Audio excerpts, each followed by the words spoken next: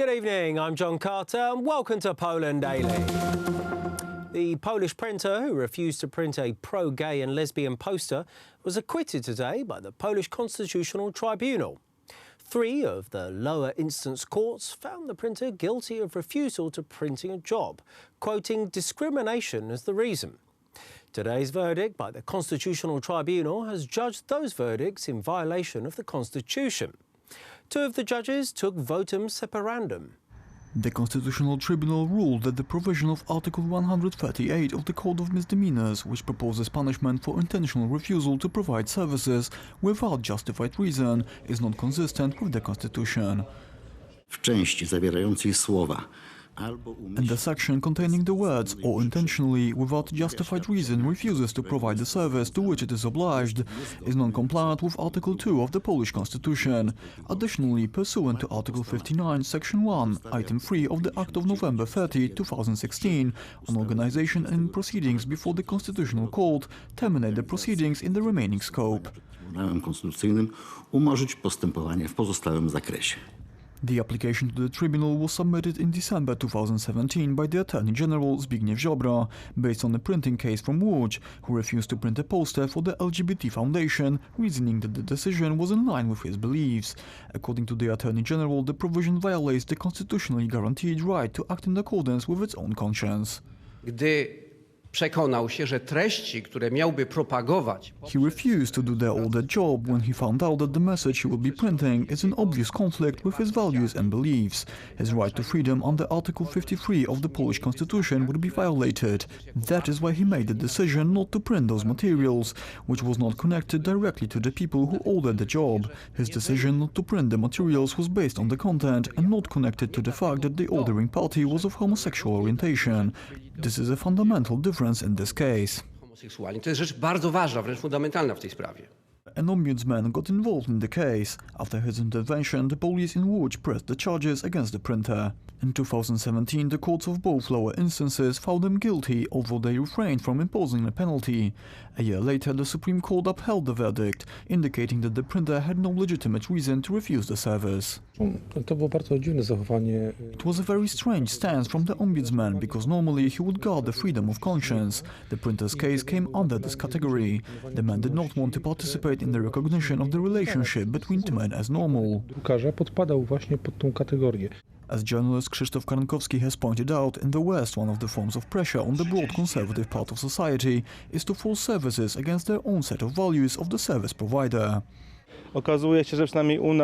As it turns out, the businessman, being a craftsman who does not deal with the life or health of his customers, but instead he does something that many other people can do, he has the right to refuse if it's contrary to his own set of values. Tribunal in its justification stressed that the freedoms limited by the challenged provision are no less important than protection against discrimination. Judges Leon Kierec and Wojciech Sych took votum separatum on today's verdict. The repercussions of the savage murder of 9-month-old baby Blanka continue to spark intense debate. The child was brutally beaten and sexually abused by her degenerate parents. Shortly before the tragedy happened, the court gave custody of the girl to a couple from a foster family. Deputy Minister of Justice Michał Wojciech commented on the case on Polish Radio 24.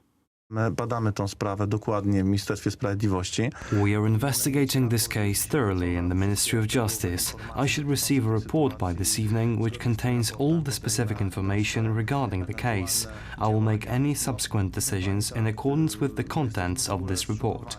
Let me tell you, we are very much in shock at the extent of human brutality. Naturally, it's the prosecution that detained the 2 suspects. We know that they were temporarily arrested.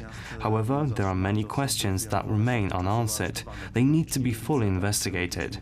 We must make some decisions because a big mistake has been made in the process, and we need to pinpoint where that mistake was. Jakieś decyzje podejmiemy w tym zakresie, musimy. Professor Monika Płatek, a lawyer associated with Robert Biedron's Spring Party, has stated that the amendment to the criminal code would first and foremost harm the Law and Justice voters, as they allegedly represent the majority in Polish prisons. Płatek harshly criticised the amendment's form and content. Alexandra Zarzycka has more on the statement and the controversial amendment to the Polish Criminal Code.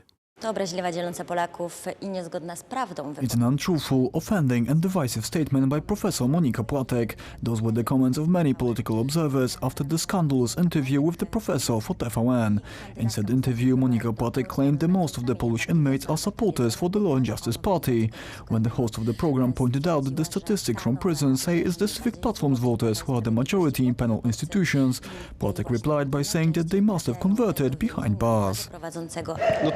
It's a very peculiar statement, and all it does is divide the public. We can't state that there are more voters of this or that party currently imprisoned, and in this way attack said party. I think it shows the despair, and I seldom say that other people's statements are pathetic, but let's just say that this statement is not up to Professor Płatek's standards. A jeżeli chodzi o nowelizację, w niedzielę grupa... When it comes to the aforementioned amendment, on Sunday a group of 160 law professors wrote an appeal to the President of Poland, Andrzej Duda, pointing out many alleged flaws and discrepancies in the document, asking the Polish head of state to use his right to veto.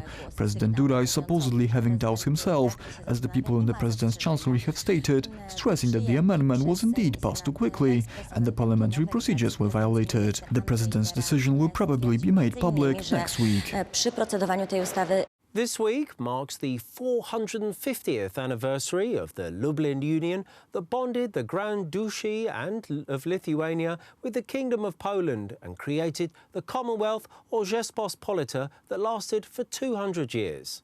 Some commentators say that this was the only version of the European Union that really worked. The Polish Senate has adopted a commemoration act and expressed hope that tradition of the former Republic of Two Nations will adopt the proper place in Polish and Lithuanian history.